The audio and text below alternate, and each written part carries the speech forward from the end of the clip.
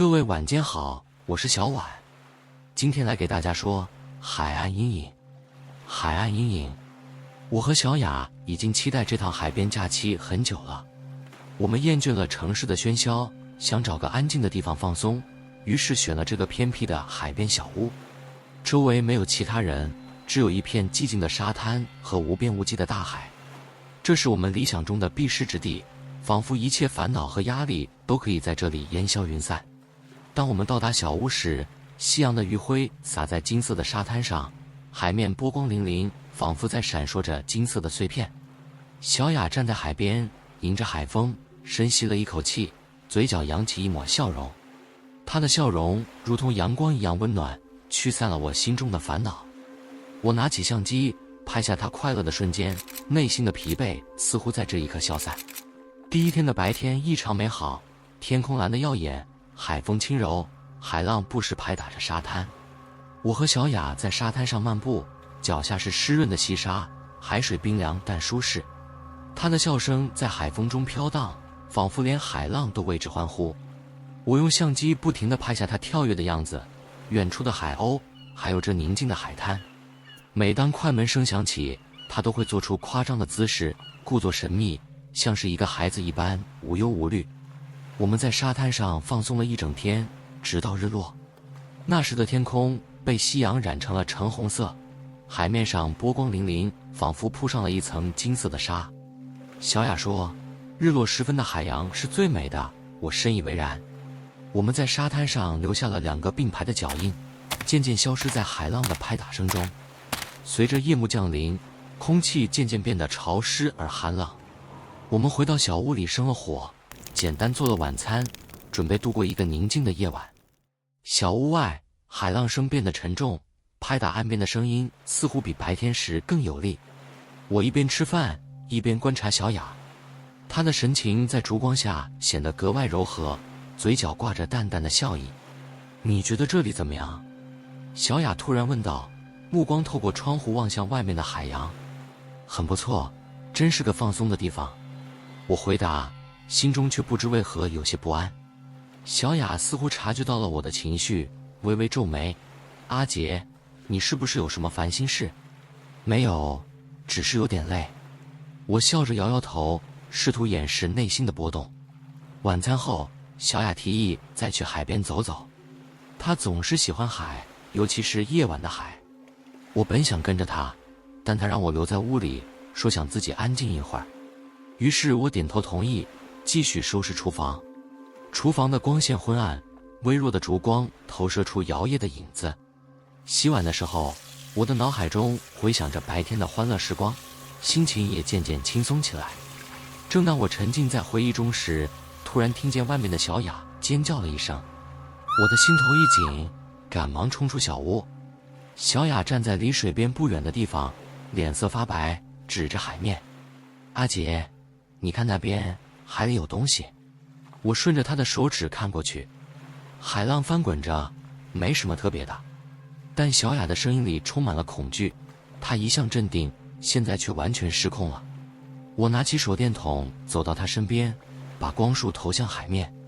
在黑暗中，水面忽然冒出了一道模糊的影子。起初我以为是错觉，可能是礁石或漂浮的海草，但那影子在水中游动着，似乎越来越靠近岸边。我心头一紧，光束随着那东西移动，它的轮廓慢慢清晰，是某种巨大的黑影，隐约像是人形。我和小雅僵在原地，眼睁睁看着那东西从水中升起。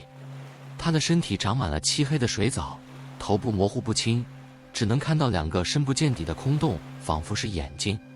它站在那里，几乎与夜色融为一体，唯一能感知到的是它那无声的威胁。海风忽然变得凛冽，我听到耳边有低沉的声音，仿佛是大海本身在低语。小雅抓住我的手，手心冰冷，她的声音颤抖着，阿杰，快走，我们不能留在这里。我的脑海一片混乱，但身体已经下意识地拉着她往小屋跑。我们跑回小屋，猛地关上门。我喘着气，手不停颤抖，听着外面海浪的声音，它依旧重重拍打着岸边，但现在听起来像是一种诡异的节奏，像是某种召唤。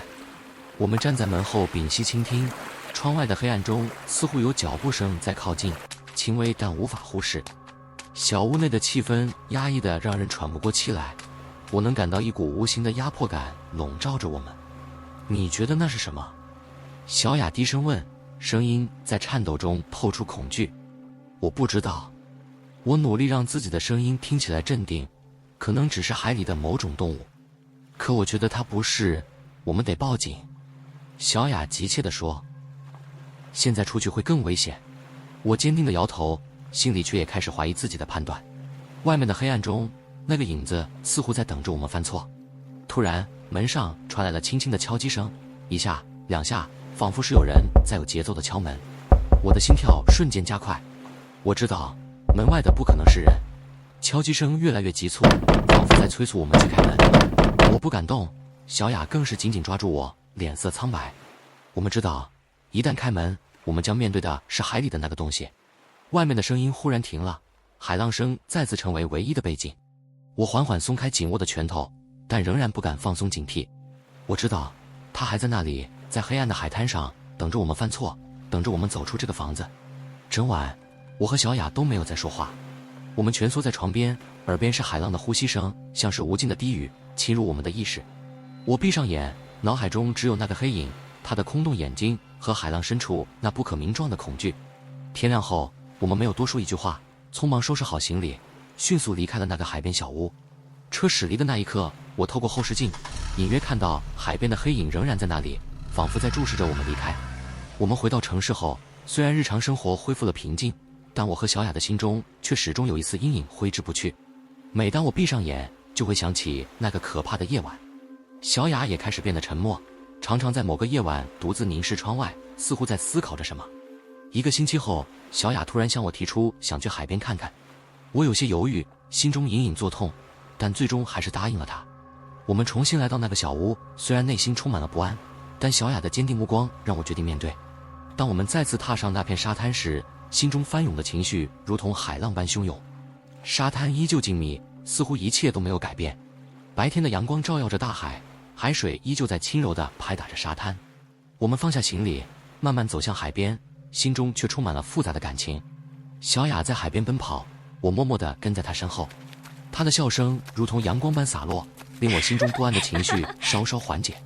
我们在沙滩上嬉戏，试图重温那份快乐。然而，当太阳西下，天色渐渐暗淡，我的心又开始紧张起来。晚上，我们再次回到小屋，窗外的海浪声依旧，但我感觉到那种低沉的呼唤又回来了。小雅坐在窗边，凝视着海面，似乎在等待什么。她的眼中闪烁着期待和恐惧，我能感受到她心中的不安。你还记得那天晚上发生的事情吗？我小心翼翼地问。小雅点点头，脸色变得苍白。我不知道为什么，我就是想回来，想知道那是什么东西。我们可能不该再来了，我轻声说道，心中却有种无形的担忧。夜晚降临，我们关上窗户，尽量让自己放松，但我无法摆脱心底的恐惧。那个黑影的影像再次浮现在我的脑海中。夜色如墨，窗外传来低沉的海浪声，似乎在提醒我们要小心。突然，窗外传来了细微的声响，像是海浪的低语。小雅的脸色变得紧张，抓紧了我的手。我们都知道，这个夜晚可能和上次一模一样。我们去外面看看。小雅坚定地说，眼神中闪烁着勇气。我犹豫了一下，但最终还是点了点头。我们走出小屋，站在海滩上，夜空中繁星点点，月光洒在波光粼粼的海面上，海风轻拂，带来阵阵凉意。我和小雅静静地站在沙滩上，耳边是海浪的低语。忽然，海面上再次浮现出那个黑影，模糊而又神秘。小雅的身体微微颤抖，我心中感到一阵寒意。阿杰，你看，他又出现了！小雅惊呼。我用手电筒照向海面，那个黑影似乎在我们的注视下缓缓升起，越来越清晰。它的形状依然模糊，像是一个巨大的人形，周围漂浮着水藻。它没有发出任何声音，但却散发出一种令人窒息的压迫感。我们快回去！我拉着小雅的手，转身准备逃离。然而，身后却传来了低沉的声音，似乎在呼唤着我们。小雅停住了脚步，神情恍惚，眼中闪烁着异样的光芒。阿杰，我想去看看，他在叫我。不，小雅，快来！我慌忙拉她的手，但他却拒绝了。我想知道他是什么，他似乎在呼唤我。小雅的眼中闪烁着执着的光芒，似乎被某种力量吸引。我无能为力，只能眼睁睁看着他朝着黑影走去。他的身影在夜色中显得格外孤独，我心中充满了恐惧。小雅，别走，快回来！我大声喊道，声音在夜空中回荡。他却停下了脚步，转过身来，面带微笑，仿佛被什么东西吸引着。我不会有事的，阿杰，我想看看他。我心中一紧，几乎要冲上去拉住他。然而黑影却在此时加速向我们靠近，海浪翻滚着，似乎在呐喊着什么。就在那一瞬间，我感觉到一股强烈的恐惧与无助，仿佛失去了所有的力量。小雅，我绝望地喊道，试图冲过去，但无形的力量将我牢牢束缚住。他的身影在黑暗中逐渐模糊，仿佛被海水吞噬。最终那个黑影缓缓消失在海浪中，仿佛从未存在过。我站在沙滩上，心中充满了绝望与恐惧。小雅的笑容仿佛在我脑海中盘旋，她那无畏的神情让我心如刀绞。几天后，我在城市中游荡，心中满是对小雅的思念。每当夜晚来临，耳边似乎都会传来海浪的低语，仿佛在呼唤我回去。我知道我必须再次去那个海边寻找她的踪迹。我回到那片沙滩，站在海边，眼前的景象依旧宁静，月光洒在海面上，波光粼粼，仿佛在提醒我不要放弃。我走上前，凝视着黑暗的海面，试图找到小雅的影子。我来了，小雅，我低声说道，声音被海浪吞没。我知道，只有回到这里，我才能找到她。忽然，我听到耳边传来低沉的呢喃声，仿佛是小雅的呼唤。我心中一紧，顺着声音走去，直到我站在海水的边缘，脚下的海浪轻轻拍打着我的脚。阿杰，快来！那声音越来越清晰，仿佛就在我耳边。我闭上眼，感受着海风的吹拂，心中涌起一股无尽的勇气。我决定无论如何都要找到小雅，哪怕是面对那片黑暗。于是我深吸一口气，迈出了一步，向着那片黑暗的海面走去。